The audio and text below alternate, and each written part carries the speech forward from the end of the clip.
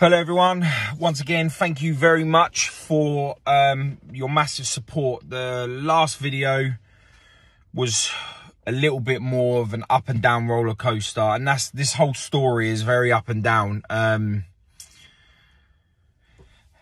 get hints of aggression that's in there, and you know, I'm just trying to tell you how I'm feeling, my emotions at the time when all of this is happened to me and my family. Like you're overplaying it in your head, and it's not great.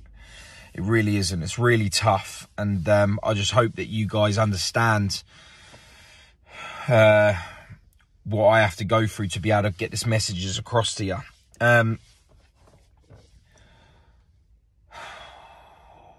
So today I'm going to be talking about how they ended up moving my big brother, from the hospital to the actual chapel of rest. Now, I get a phone call to say that he's down the chapel of rest and we're allowed to see him. They have spent a lot of time on Dean. Now, the chapel of rest that he went to, oh my God, amazing people, like absolutely amazing. And when you're picking a chapel of rest for someone you love to go to, now you're putting someone you love in the hands of somebody else to try and get them to make the person that you love, who is no longer of this world, to look brand new, like he's asleep. Thanks to the guys at the co-op, they did just that. They did just that.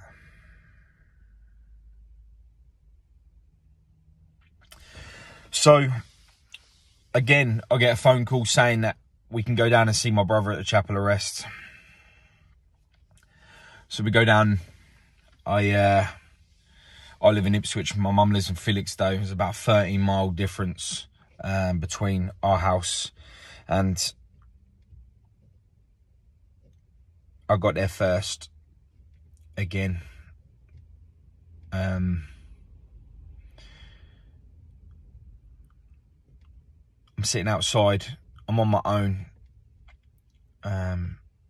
because all my family live in Felixstowe. Well, all of my sisters and my mum live in Felixstowe. So I meet them in a car park. It's a different kind of feeling this time round to what it was before. Not because I'm getting used to it, far from, you know, but my mum comes and she's so down, so drawn in, so sad. And to see her like that, I just want to shake her and say, will you just get changed? Like, sort yourself out. I can't. How the hell can you say to a woman who's now about to see her son again laid out on a slab?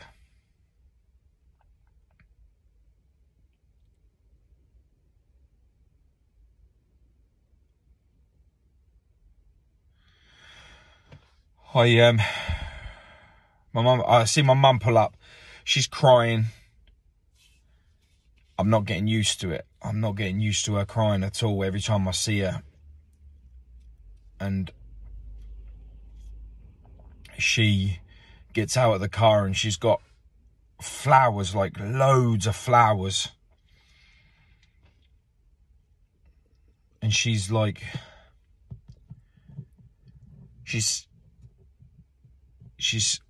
it's really hard to explain. She's crying and she's so upset, but she's happy she's getting to see him.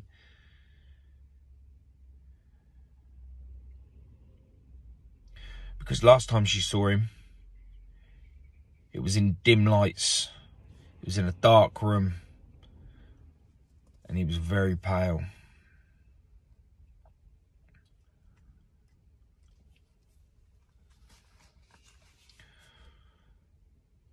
we go into the entrance of the co-op, and the guy is there to meet us. And I shook his hand and I said, "Hi, I'm Paul. I've come to see my brother." Like, oh yeah, he's just in there playing on the computer.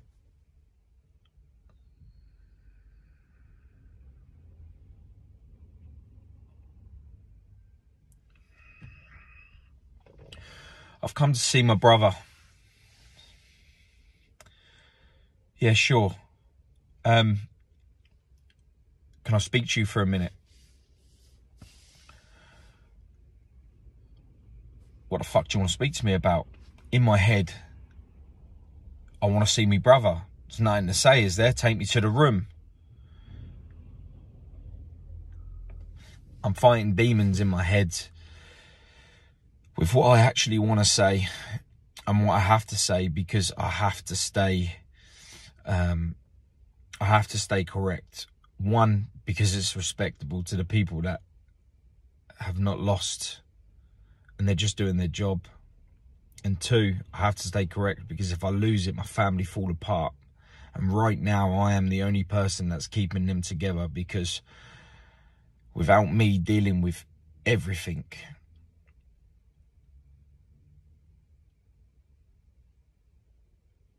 my brother stays in the fridge.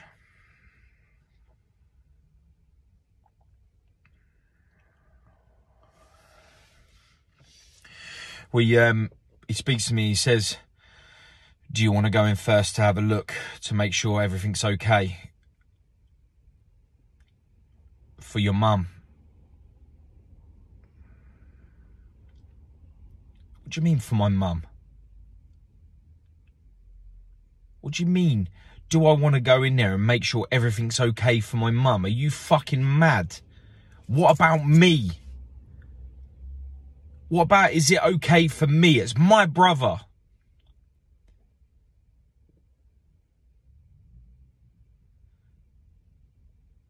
Again, thoughts that went through my head.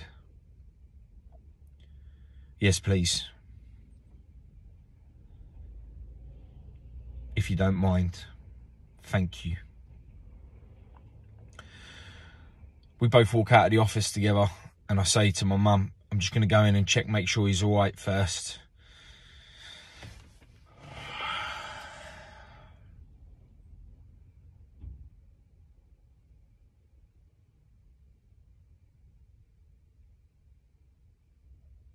"Okay. He will be all right, won't he?" "Yes, Mum, of course. Why do you need to check on him then? Why can't I come in with you?"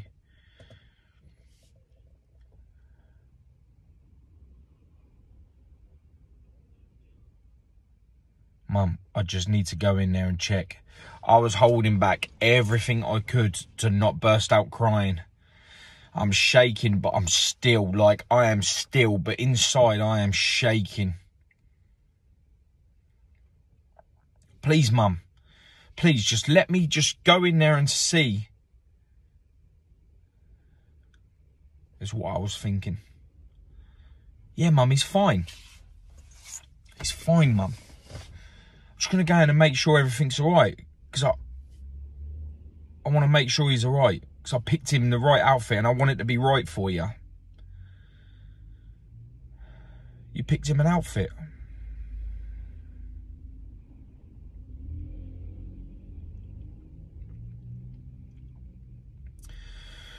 "Picking an outfit for your big brother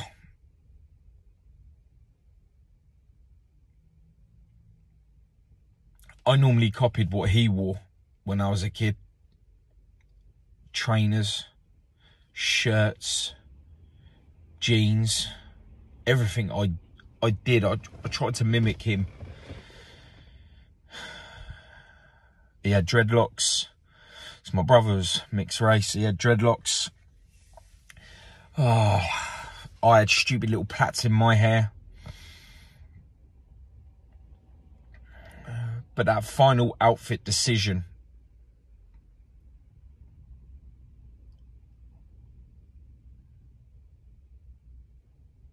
if you have a child and you pick their first outfits to come out of hospital, to come home in, but that shit's easy. You're like, yeah, this one, this is nice. It's blue, let's get him a blue outfit. It's pink, let's get her a pink outfit. But that final outfit, wow.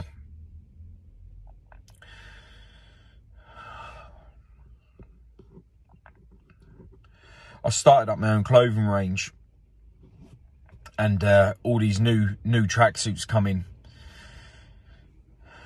And as they come in, and whenever I had something new come in, Dean would be the first one in the box. I want that, I want that, I want that. Let me have that first. Let me be the first one to have it.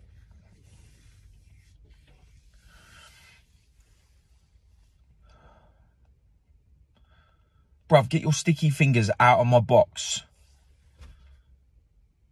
You don't need to be in there. I ain't even looked at it yet. Yeah, bruv, but this one's my size. We used to call each other brother. Bruv. It wasn't street talk. It was just the way that me and him spoke to each other. So I knew that the outfit that he had to have had to be that outfit, because he bugged me so much for it. But I never got round to giving it to him because I was just so busy with the shop. Again, not making time.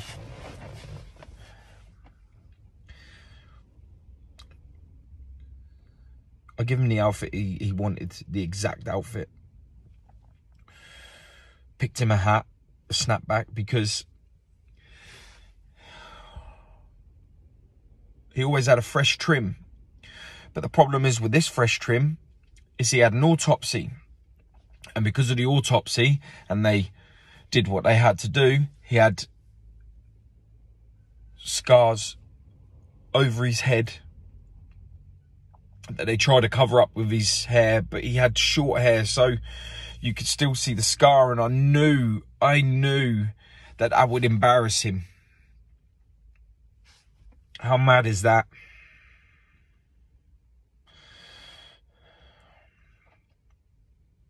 You're still thinking about his honour. Even though he can't say or do anything, you still know that that scar would have embarrassed him through his hairline and messed up his hairline.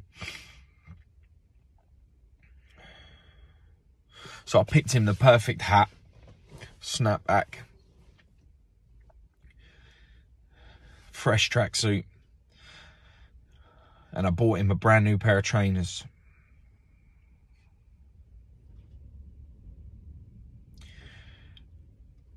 He said, "Did you have any underwear?" Underwear? Yeah. Didn't know if you wanted to put any underwear on him.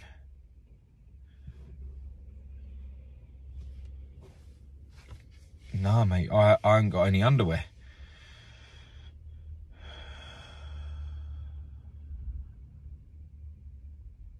So he got himself some nice designer boxers, nice designer socks, because I know that he would have loved that. So I did all that. And being in this position where you're dressing your brother, his final outfit was so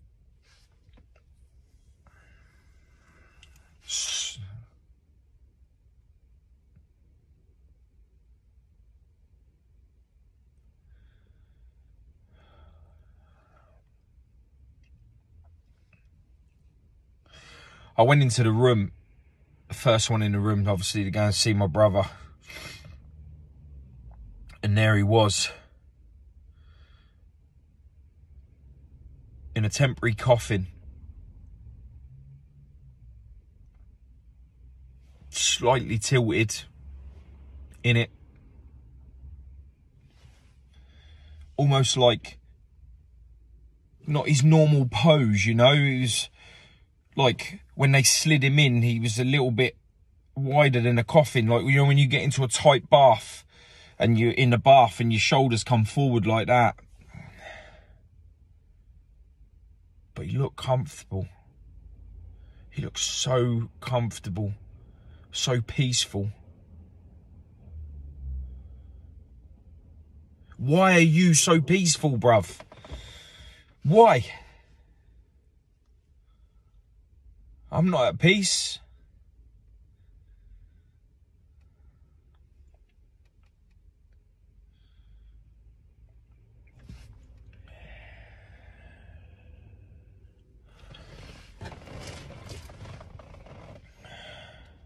How selfish of me to think that.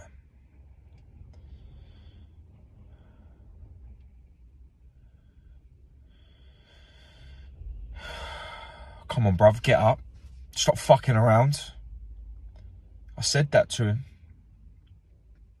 I said to him, now would be a good time, bruv, to just get up and just say, ha, fooled ya. Now's that time, bruv. Come on.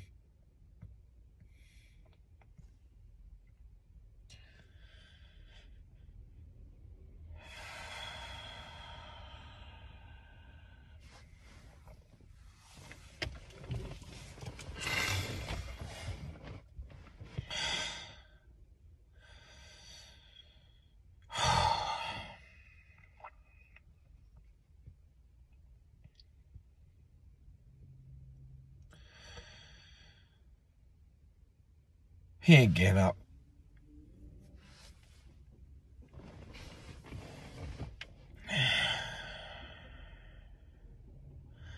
He's there and that's where he's going to stay.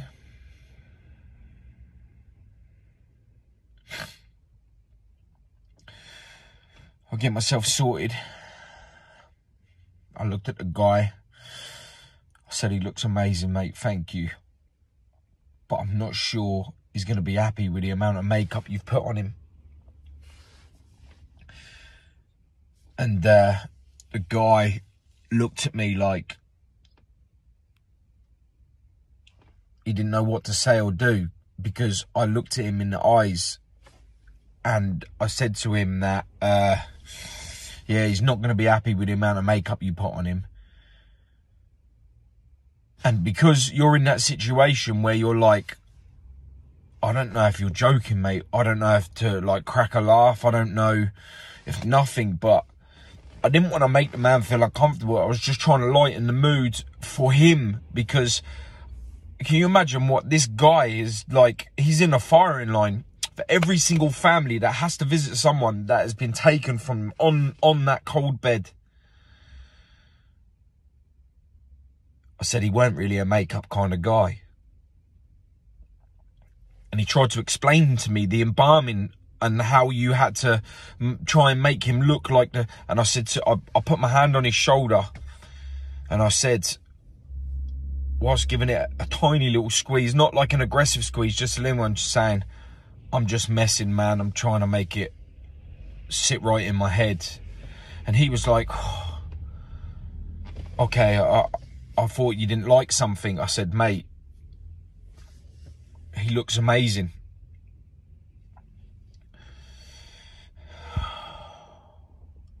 He said, do you want me to go and get your family now? I said, I need to do it, mate. He said, okay. He goes, you can have as long as you want. But remember, just remember, the longer he's out of the fridge, the worse condition he's going to become. What? He's frozen. What do you mean the worse he can come? Keep him out. Keep him out in the warmer temperatures. Of course I want him warm. I want the heat to be able to bring him back to fucking life. What are you talking about? I understand, mate. It was my reply. I understand. I didn't understand.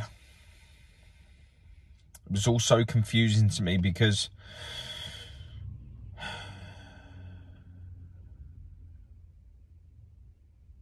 I was in pain.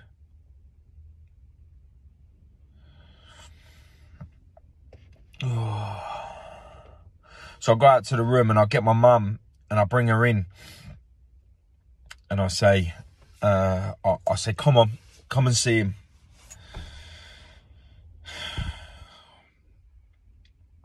We go walking to the door, and before we go in, I put my hand on the handle.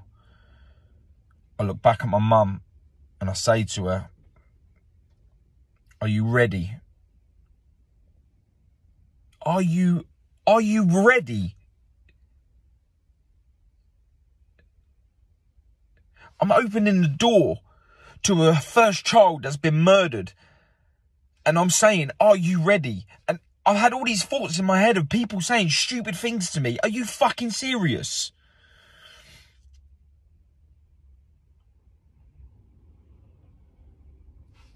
I don't know what else to say. Are you ready? Does he look bad? Mum, he looks good. He looks good. He looks like he's just asleep. He looks like he's asleep. I undone the door. As she walks in, she steps in, this wailing. Ooh, ooh, my baby, my baby. Ooh. She's shaking, my baby.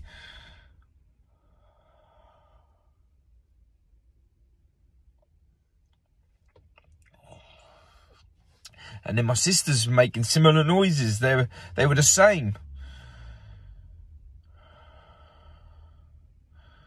My stepdad has put his hand on my mum's shoulder, walking slowly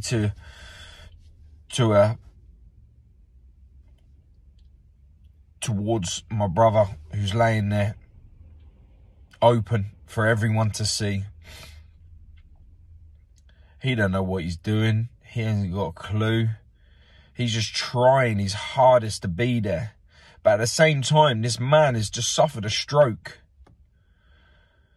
And he's not well himself because of the stress of it.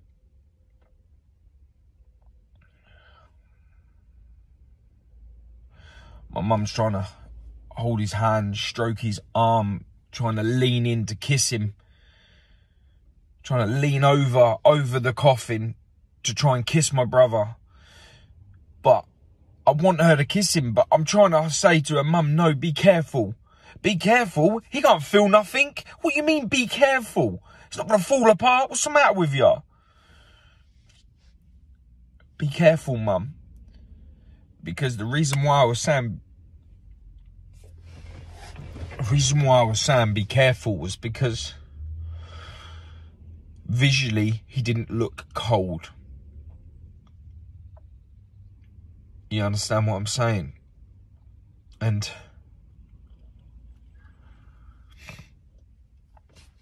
I don't know whether you've been or anyone's been to a morgue when they've got a dead body in front of you.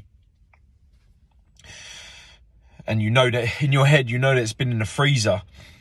But when you touch it, even though it's been in the freezer, the skin is not rock solid like you'd get a bit of meat out of the freezer at home. It's not rock solid, it's still soft, but it is so cold. And I didn't want my mum to feel that cold on her lips when she tried to kiss my brother on the face.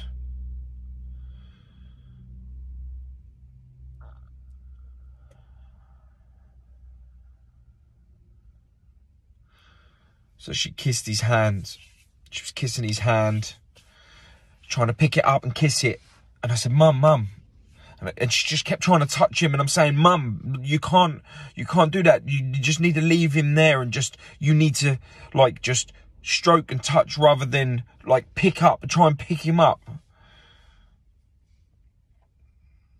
I'm sorry. I just want to hold him. I want to take him home. Let me take him home, Paul. Please let me take him home.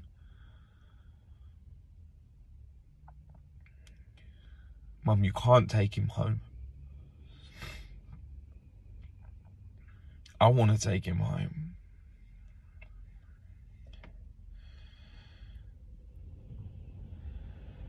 I want him to wake me up at 3 o'clock in the morning.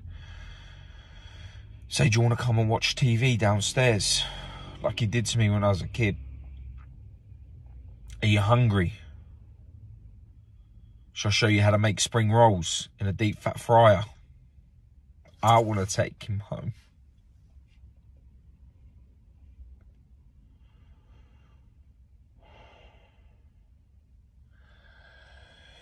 But You dirty little scumbags. You dirty scum. For reputation. Because of you people that carry knives.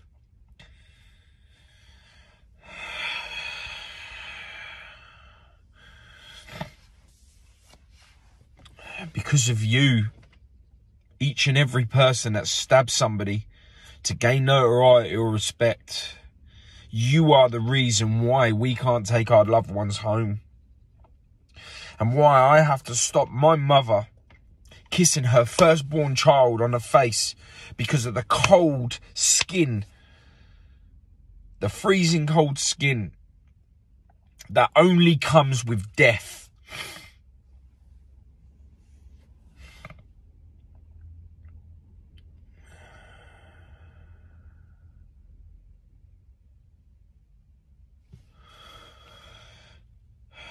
Everyone's putting flowers over him, writing little messages, putting paper in there.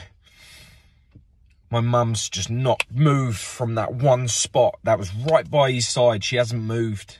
She ain't letting anyone else in. Everyone has to work around her. The hands are going around the outside of her. And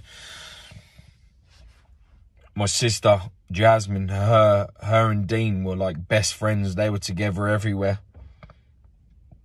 She was exactly the same as my mum. To say to her, don't kiss him, don't lean on him, and because you'll squash him.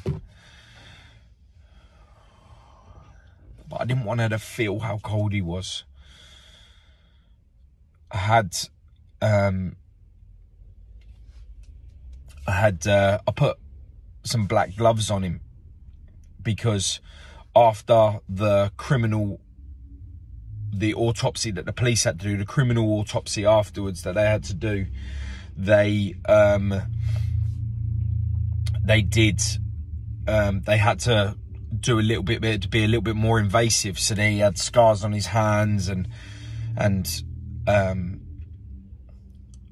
you know, like the autopsy guy, the funeral guys turned around and said, you can't lean too hard on him. Try not to touch him too much, because where they'd cut and restitched him back up to be 100% for him to move on to the next life, like liquid and stuff would come out, would seep out through the scars. And I didn't want my mum to see the scars because they fucked me up. They fucked my head up. So I was trying to teach my brother how to be a tattooist, and they said, we can put on some white gloves if you want. And I was like, nah. I said, I'll get some of my gloves from work. And I got these black Panthera gloves, and I put them on him so it looked like he was just wearing normal gloves, but they weren't. They were tattoo gloves.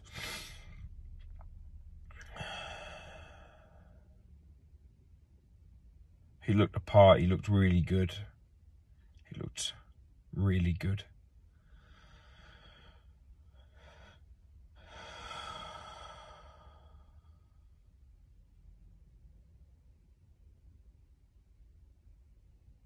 But he's still not coming home. Now, we was in there a fair old while, and watching my family fall apart and just be so down, and I had no control of it, and I had to say to people, come on, Dean wouldn't want to see you crying. He wouldn't want you crying. You know it, come on. You know, he could be in this room now, like, just being like, come on, bruv, sort them out where we are. I don't want to see him crying, because he didn't like anyone getting upset, especially family. And he used to always say, come on, bruv, we need to sort this out, come on. And the guy who took us into the room, he come back out and he said, can I have a word? And I didn't want to leave, because I knew as soon as I left the room, my mum would have been on him and my sister would have been on him. And everything that I'd been trying to do would be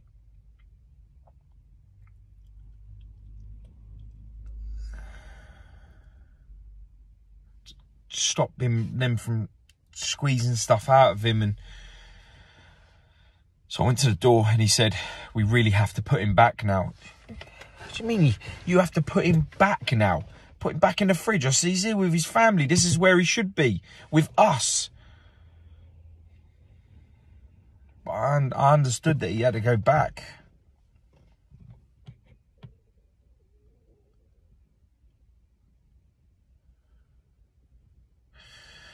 So he went back in the fridge and we had to go.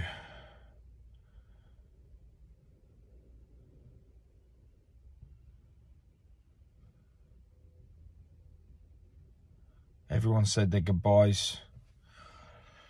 Everyone said their goodbyes again. It was never ending because before we'd even left, when Mum knew that we had to say goodbye and my sisters knew that we had to say goodbye, they was like, when can we come back? When can we come back and see him? Like he's moved house or something and we're just popping around for dinner or something like that. And I said, I'll sort it out. I'll sort it out soon, I promise.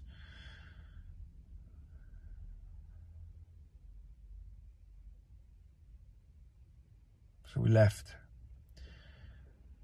My mum was the last one out of the room with me, obviously, because I had to make sure. I have to grab my mum with a little bit of forcefulness and turn her and walk her out. But as I'm walking my mum out, I just still have my hand on her shoulder and I'm sort of like walking her out the door, and I put my hand on the door to close it behind me.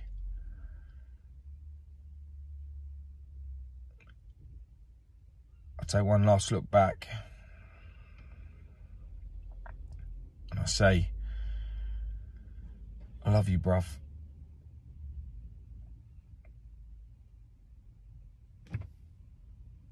And for him not to say it back to me, because he'd always say it, love you, bruv. I love you, bruv.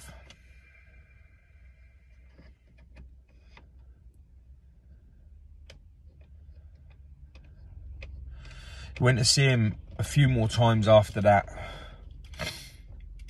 4 times to be precise, and every time it was exactly the same. It was exactly the same. It was like you were just restarting that day over and over and over again. Every single time you went in there. But I understood what the guy said. The more you pull Dean out of the fridge, the worse he's going to look. Because you could see he started. The smell of death is fucking disgusting. It's disgusting. Because you know that the only way that you can smell is if you're rotting. And the more that you took him out, the more that he was rotting. And how can you say to your mum, no, mum, because he is rotting. He needs to stay there. Because I wanted to see him too. How selfish are we to make him keep coming out so we can get that half an hour with him? But the whole time, we're losing what he looks like. Because he's changing colour. And the makeup's not helping anymore. Because you can see that he's starting to change.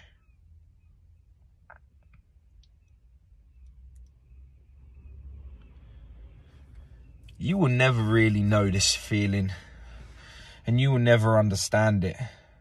But I hope that you understand the reason why I'm doing this. And my message. Because if you don't, I truly feel sorry for your parents if they have to say goodbye to you or to the other people when they have to sit in the dock and watch you get put away for a small amount of years for the lifetime of suffering that a family has from the actions that you create. Put down that fucking knife. Stop being a pussy. At least if you get smacked up, you can come back. No jail, no death, no nothing.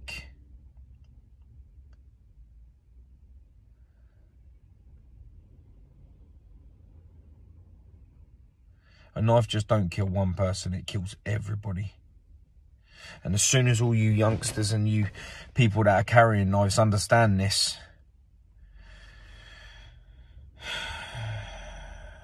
maybe you can all live like men.